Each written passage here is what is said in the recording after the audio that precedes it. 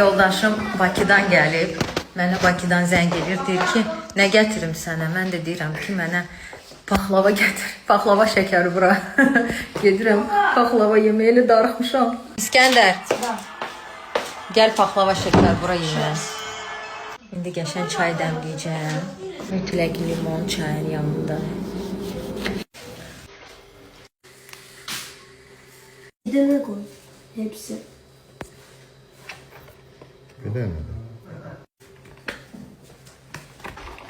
Çay. Давай. Hoş şeker buru bak. Yok. Antoş kus. Ne var içinde? Açsana. Da, yok ben. Limonsuz. Çay sevmirəm. Bu da iyi. Bunu ye. Elə sevirəm ki, darıxmışam paxlava üçün.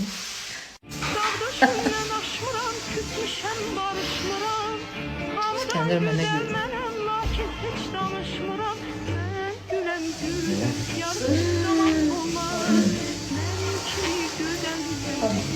Tadını bilmiyorum. Çok 12 ildən çox Türkiyədə yaşayıram.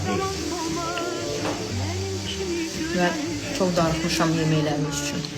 güzel. Açı çay bakayım. Yok sen. Hiç.